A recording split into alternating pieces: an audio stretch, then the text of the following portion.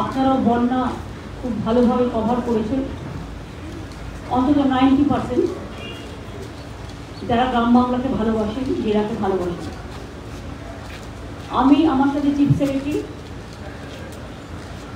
এবং বিশেষ করে আমার সাথে মিনিস্টাররা, এমএলএরা, জেলা পরিষদের সভাধিপতি সহ অল মিউনিসিপ্যালিটি চেয়ারম্যান, জেলা পরিষদ পঞ্চায়েত সমিতি সকলেই ছিলেন। যেহেতু বীরভূমে অনেকগুলো জায়গায় বন্যা হয়েছিল, এখনো কাদা হয়তো শুকোয়নি, কিন্তু জলটা নেমেছে। সবগুলো জায়গার নাম বলতে না পারলেও মোটামুটি দুবরাজপুর, রামপুরহাট, বোলপুর, লাভপুর, চিউড়ি, সাঁইথিয়া এই জায়গাগুলো খুবই হয়েছিল। আমরা ডিটেলস যে যে ডিপার্টমেন্ট রিলেটেড সেই ডিপার্টমেন্টগুলোকে ইনস্ট্রাকশন দিয়ে গেলাম। বন্যায় যারা ক্ষতিগ্রস্ত হয়েছে তাদের জিআর চলবে যতক্ষণ পর্যন্ত অবস্থা স্বাভাবিক না হচ্ছে। আগামী 2-3 দিন ভারী বর্ষার একটা সম্ভাবনা আছে, যেহেতু ঘূর্ণাবর্ত তৈরি হয়েছে বঙ্গোপসাগরে, সেদিকে নজর রাখতে হবে। 2 হচ্ছে গ্রামীণ অঞ্চলে যে রাস্তাঘাটগুলো ভেঙে গেছে বন্যায় জলে, আমি আমাদের এমএলএদের ইনস্ট্রাকশন দিয়েছি তাদের এমএলএ ল্যাডের টাকাটা সম্পূর্ণই গ্রামীণ রাস্তাগুলো খরচ করবে গ্রামীণ এবছরটা মার্চ পর্যন্ত। আর এমপিদের ইনস্ট্রাকশন দিয়েছি তারা গ্রামীণ রাস্তায় 1 কোটি টাকা খরচ করবে। এই 1 কোটি টাকা স্কুল খরচ করবে স্কুলের জন্য, যেখানে স্কুলগুলো খারাপ হয়ে গেছে, আর 4 কোটি টাকা তার এলাকায় গ্রামীণ রাস্তার জন্য খরচ করবে। বাদবাকি আমরা পঞ্চায়েত ডিপার্টমেন্ট থেকে সার্ভে করে দেখে নেব, যতটা সম্ভব করতে পারবো। 3 হচ্ছে আমরা 11 লক্ষ বাড়ি ডিসেম্বরে ছাড়ব। 3 বছর কেন্দ্রীয় সরকার আমাদের গ্রামীণ আবাসে কোনো টাকা দেয়নি, তাছাড়াও 1,70,000 কোটি টাকা আমরা পাই। এছাড়াও প্রতি বছর ডিবিসির জল ছাড়ায় ম্যানমেড ফ্ল্যাট তৈরি করা হয়। ঝাড়খণ্ডে বৃষ্টি হলে আমাদের চিন্তা হয়, বাংলার বর্ষায় বাংলায় বন্যা হয় না, ঝাড়খণ্ডের জলে প্রতি বছর বাংলায় বন্যা করা হয়। আর আমার মনে পড়ে 2009 নয়, 2099, 2000 ওই সময়টা হবে। আমি তখন রেলমন্ত্রী ছিলাম, আমার বাড়িতে জল ঢুকে গেছিল 1 কোমর। সেই সময় লাস্ট এতটা জল ছাড়া হয়েছিল। তারপর থেকে আমরা গভর্নমেন্টে আসার পর থেকে আমরা কিন্তু কন্টিনিউয়াস মনিটরিং করি। এইবারই প্রথম আমি দেখলাম এতদিন বাদে এখন ডিবিসির জলটা নাকি জল শক্তি মন্ত্রক থেকে ছাড়া হয়। ফলে তারা আমাদের না জানি যেভাবে জল ছেড়েছে, এবং কালকেও আপনারা আমার সাথে অনেকেই ছিলেন দুর্গাপুর ব্যারেজে, আপনারা বাঁকুড়ায় দেখে এসছেন বর্জরায় জলের স্রোতটা কিভাবে আসছে। এখনো খানাকুল 1-2, উদয়নারায়ণপুর, আমতা, উলুবেড়িয়া ওই দিকটা এবং ঘাটাল অনেকটাই জলের তলায় আছে। আমি ভিজিট করে আসার পর, আমি ভিজিট করবার আগে মিনিস্টাররাও গিয়েছিলেন, তারপরে চিফ সেক্রেটারি নিজে গিয়েছিলেন। তারপরেও আমরা পুলিশ থেকে চলছে কিচেন, অ্যাডমিনিস্ট্রেশন থেকে চলছে, ঘাটালের কিচেন চলছে পঞ্চায়েত ডিপার্টমেন্ট থেকে।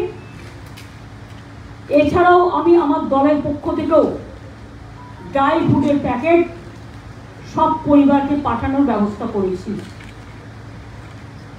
রাস্তা ছাড়াও, যেটা আমি বাড়ির কথা বলছিলাম, 11 লক্ষ বাড়ির মধ্যে আমি ইতিমধ্যে 65,000 বাড়ি মাইনরিটি ডিপার্টমেন্ট থেকে ডেস্টিটিউট উইমেনদের করে দিচ্ছি। কাজে এখন বন্যায় যে বাড়িগুলো একেবারে রসাতলে গেছে, মানে ভেঙে গেছে, সম্পূর্ণভাবে বিধ্বস্ত হয়েছে, সেখানে আমার যে 11 লক্ষ লিস্ট আছে সেই লিস্টের মধ্যে বাড়িগুলো আছে কিনা দেখে নিতে বলেছি। সার্ভেটা বর্ষা মানে জাস্ট শেষ হলেই শুরু করবে। ডিসেম্বরের ফার্স্ট উইকে আমরা প্রথম টাকাটা দেব, প্রথম কিস্তি। 60,000 বাড়ি ইতিমধ্যেই মাইনরিটি ডিপার্টমেন্ট থেকে আমি করেছি, করার জন্য দিয়েছি, সেইটা অ্যাড হবে। প্লাস আরও কত বাড়ি একদম এখনো 50 লক্ষ মাটির বাড়ি বাংলায় আছে। 50 লক্ষ আমরা করতে পেরেছি 13 বছরে। সংখ্যাটা তো কম নয়, গ্রামের সংখ্যাই বেশি, মনে রাখবেন, শহরের সংখ্যা কম। আমাদের কিন্তু এখনো পশ্চিমবাংলা গ্রাম ভিত্তিক, এবং শহর কলকাতা এবং কয়েকটা মিউনিসিপ্যালিটি ছেড়ে দিলে সবটাই কিন্তু গ্রাম। অনেক গ্রামের মানুষ আজ পাকা বাড়ি করে নিয়েছেন নিজেরাও। গভর্নমেন্ট থেকেও আমরা 50 লাখ করে দিয়েছি এবং এবার 11 লাখ হাতে নিয়েছি। তাতে 60,000 আমার যদি বাঁচে, মাইনরিটি ডিপার্টমেন্টের টাকা, সেটাও গভর্নমেন্টের টাকা, প্লাস আরও 1-1.5 লক্ষ বাড়ি যাদের বন্যায় ভেঙে গেছে, তাদেরটা আমি ইনক্লুড করব। যেখান থেকেই হোক না কেন টাকা জোগাড় করব, করে আমরা এটা করব।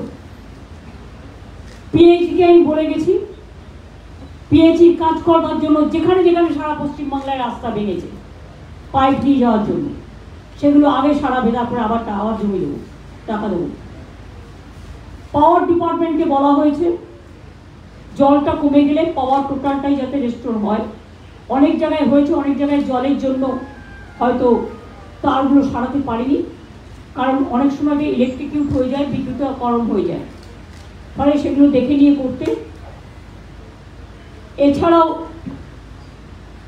কৃষকদের যে জমি নষ্ট হয়েছে, শস্য নষ্ট হয়েছে, বীরভূম জেলাও আমার ধনধান্যে পুষ্পে ভরা। মৎস্য, নদী, পুকুর, রাঙামাটি, সতীপীঠ, পাথর চাপড়ি থেকে শুরু করে সবকিছুই আছে। সুতরাং সতীপীঠ স্থানগুলোতে জল থাকলে ডিএম দেখবেন, কারণ ওগুলো আমরা করে দিচ্ছি সব ভালো করে। পাথর চাপড়িও দেখবেন। বাকি কৃষকদের জন্য আমাদের শস্য বীমা করা থাকে। আগে চাষিদের টাকা দিতে হতো, এখন চাষিদের টাকা দিতে হয় না। বিনা পয়সায় চাষিরা বিপদে পড়লে আমরা সেই টাকাটা দিই। অর্থাৎ যে ক্ষয়ক্ষতিগ্রস্ত হয় তার মূল্যায়নটা করে যেই জল সরে যাবে, কৃষি দপ্তর আমার সাথে এসছে, ওঙ্কার মিনা আছেন, তাকে ইনস্ট্রাকশন দেওয়া হয়েছে যে কৃষকরা যাতে সঠিকভাবে তার বন্যা ত্রাণের হিসেব অনুযায়ী এবং শস্য বীমার হিসেব অনুযায়ী তারা যাতে টাকাটা পায়। শস্য এছাড়াও ধান কেনার কাজটা যেন বন্ধ না হয়। 100 দিনের কাজ, যেটা আমরা আগেও 30-40 দিন হতো, তো আমরা 50 দিনের কর্মশ্রী চালু করেছি। সেই কর্মশ্রীর কাজটা যেন চালু থাকে, মিড ডে মিলগুলো যেন ঠিক থাকে, আইসিডিএস সেন্টারগুলো যদি জলে ভেসে থাকে সেগুলো ডিএম দায়িত্ব নিয়ে দেবে, বিডিওরাও সার্ভাইস ভিজিট করবে, আইসিরাও করবে, দেখে নেবে। প্লাস পিডাব্লিউডি রাস্তাগুলো পিডাব্লিউডি দেখে নেবে। আগে তো কিছুই ছিল না, এই মাটিতে আমার জন্ম, আমি জানি বীরভূমটা খুব ভালো। সুতরাং এখন অনেক নদী হয়েছে, অনেক রাস্তা হয়েছে, অনেক ব্রিজ হয়েছে, বিশ্ব বাংলা ইউনিভার্সিটি হয়েছে, শান্তিনিকেতন আগেই ছিল, সতীপীঠের অনেকগুলো মন্দির আছে। সুতরাং বাদবাকি বন্যার যে কাজ, যতক্ষণ মানুষ গৃহ ঘরে ফিরতে না পারে তার জন্য খাবার তৈরি করে দেওয়া, মানে বিশেষ করে রিলিফ সেন্টারগুলোতে যারা আছেন এবং তাদের জিআর আমরা বলি, বন্যার টানে তারা একটা রিলিফ পায়, সেটাকে জিআর বলা হয়। এমনিতে চাল পান, সেগুলো ছাড়াও এটা দেয়া হয়, সেগুলোর দিকে নজর দিতে বলেছি। আর আমি থ্যাঙ্কফুল যে আমার এখানকার ডিএম নিজে, অসিত মাল, শামিরুল, রানা, এরা নৌকোয় করে গিয়ে নিজেরাই প্রায় প্রাণ হাতে করে ফিরে এসেছে। আমি বলেছি স্পিড বোট ইউজ করতে হলে, নৌকা ইউজ করতে হলে লক্ষ্য রাখতে হবে কতজন উঠছে, বেশি স্রোতে যাওয়া যাবে না। আর দুই হচ্ছে মেটেরিয়ালও তার সাথে কত যাচ্ছে, তারও তো একটা ওজন আছে। এগুলো দেখে তবেই নজর নিয়ে করতে। জীবনটা খুব দামি। আমি আবেদন করব পাবলিককে, আমার বন্ধু বান্ধবদের, সাধারণ মানুষকেই, যারা আমাদের গৃহলক্ষ্মী, যারা আমাদের গৃহকর্তা, সব ধর্ম বর্ণ সংস্কৃতি সব কিছু মিলিয়ে যদি কখনো পুলিশ অ্যালার্ট করে বা জেলা বিডিওরা অ্যালার্ট করে বা লাইন ডিপার্টমেন্ট, প্লিজ দয়া করে জীবনের ঝুঁকি নেবেন না, সরে আসবেন। জীবনটা খুব দামি। বাড়িটা ভেঙে গেলে ফেরত পাওয়া যাবে, কিন্তু জীবনটা চলে গেলে ফেরত পাওয়া যাবে না। হেলথ ডিপার্টমেন্টের প্রিন্সিপাল সেক্রেটারিও মিস্টার নিগম আমার সাথে এসছে, পাওয়ার ডিপার্টমেন্টের সেক্রেটারি শান্তনু যেমন এসছে, দেউচা পাতমিটা দেখে রাখতে বলেছি, বর্ষা শেষ হয়ে গেলে কাজ শুরু করবে। এছাড়া আরও দুটো প্ল্যান্ট হবে আমাদের। এছাড়াও আমি যেটা বলেছি সেটা হচ্ছে পরিযায়ী শ্রমিক মধ্যপ্রদেশ থেকে হত্যা করে পাঠিয়ে দিচ্ছে ডেড বডি বাংলায়, রাজস্থান থেকে হত্যা করে পাঠিয়ে দিচ্ছে ডেড বডি বাংলায়, উত্তরপ্রদেশ থেকে হত্যা করে ডেড বডি পাঠিয়ে দিচ্ছে বাংলায়। মালদায় একটা মৃতদেহ পরিবারকে খবর দেওয়া হয়েছে, যাকে আনা যায়নি, তার কারণ যতটা আমি শুনেছি তার মাথা এবং দেহ আলাদা করে দেওয়া হয়েছিল। পরিযায়ী শ্রমিকরা যারা মারা গেছেন 2 লক্ষ টাকা করে সরকারের পক্ষ থেকে দেওয়া হচ্ছে। বন্যায় 28 জন মারা গেছেন, তাদের পরিবারকেও 2 লাখ টাকা করে দেওয়া হচ্ছে।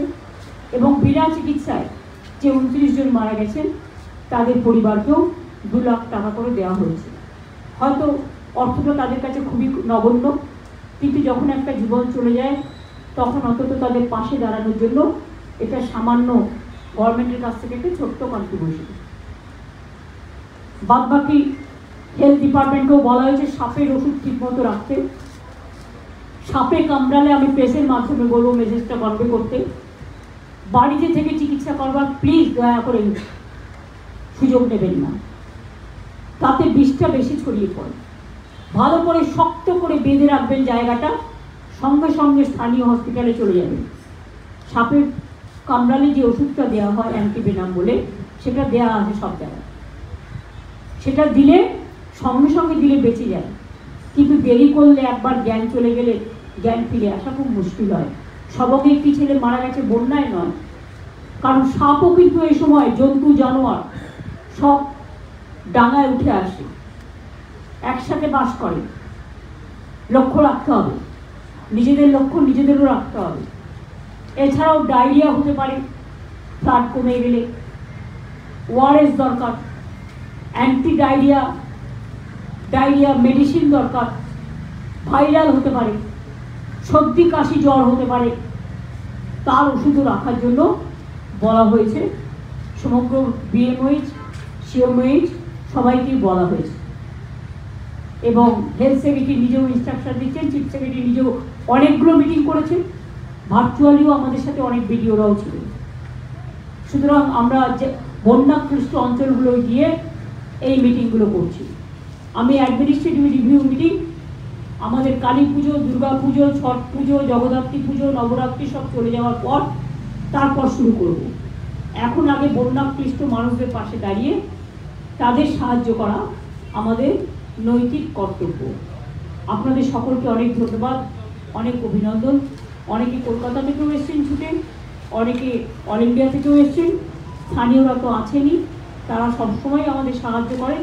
আপনাদের সকলকে, যদিও এই দুর্যোগের মধ্যে বলা উচিত কিনা আমি জানি না, তাও এটা আমাদের রীতি, তাই বলবো পুজোর শুভেচ্ছা জানিয়ে গেলাম। ভালো থাকুন, সুস্থ থাকুন, মা আপনাদের ঘরকে আলোকিত করুন। শিউলি ঘাসে কাশফুল হাসে, অন্ধকার সরিয়ে আলোর ভোর আসুক সবার জীবনে, এই কামনাটুকু করে গেলাম। অনেক অনেক ধন্যবাদ, নমস্কার, শুভনন্দন। যাক গিয়ে আমার কি যায় আসে, ডিবিসি থেকে পাওয়ার সেক্রেটারি ছিল ডিরেক্টর, রিজিগনেশন করে দিয়েছে, সবই তো নিয়ে গেছে কলকাতা থেকে সরিয়ে। বাকি কি আছে? কলকাতায় একটা বিল্ডিং পড়ে থাকবে আর কলকাতার কথা শুনবে না, আর বাংলায় জল ছাড়বে, লোক মারবে। মানুষ আগে না ওর একটা বিল্ডিংয়ের কাঠামো আগে? ওখানে তো বসে সব আরাম কায়দায় বসে থাকে, জল ছাড়ে তো জল শক্তি মন্ত্র। আমার চিফ ইঞ্জিনিয়ার ছিল, পদত্যাগ করেছে ওখান থেকে। আমার পাওয়ার সেক্রেটারি ছিল শান্তনু বোস, পদত্যাগ করেছে। আমরা চাই না সেই অর্গানাইজেশন যারা জল ছেড়ে মানুষ মারে।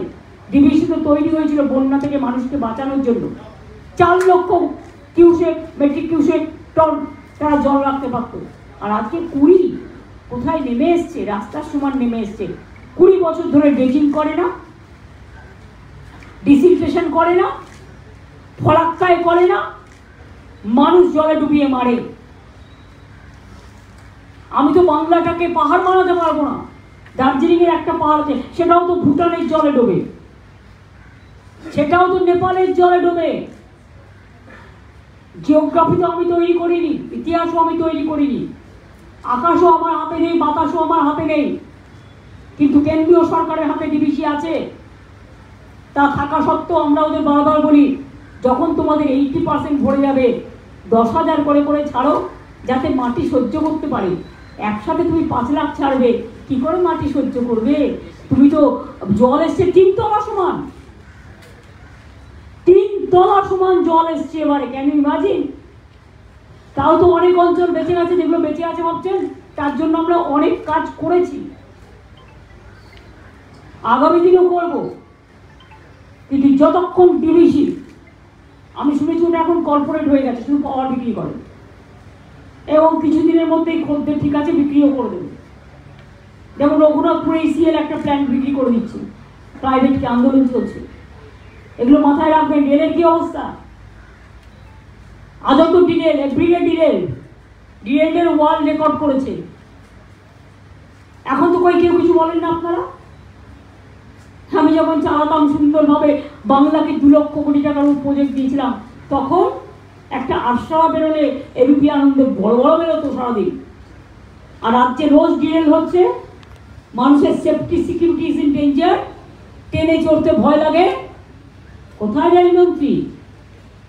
কোথায় জলশক্তি মন্ত্রী? কোথায় এরা? শুধু ভোট চাইতে আসলেই হবে? বিপদে মানুষের পাশে থাকতে হবে, এটা মাথায় রাখবেন। অনেক অনেক ধন্যবাদ, নমস্কার। না, এটা গভর্নমেন্টের মিটিং। আমি আপনাকে অনেকবার বলেছি আমার জয়দেব থেকে আপনার কথা মতো চলেছে, মানে ইলিগুলা চলেছিল, কিন্তু আমাদের বন্ধ হয়ে গেছে। আমি সিএসকে বলে দিলাম, একটা শুনে দেন, বাসটি বন্ধ করেছে ম্যানেজার আর ওই চেয়ারম্যান। আমি চাঁদুদাকে বলেছিলাম, চাঁদুদার সঙ্গে সঙ্গে ম্যানেজারকে ফোন করেছিল, চেয়ারম্যানকে ফোন করেছিলেন। চেয়ারম্যান বলতে হ্যাঁ করেছিলেন, মিথ্যা কথা বলেছিলেন। তারপরে সবাই বললো যে না করেন, এসসি এসটিসি আমরা নিজেদের মধ্যে নেবো। দাঁড়ান, একটু জয়দের জায়গায় একটা ব্যবস্থা করছি। অবশ্যই হবে। আপনি যখন বললেন, আমি সিএসকে বলে দিয়েছি কাল থেকে চলবে।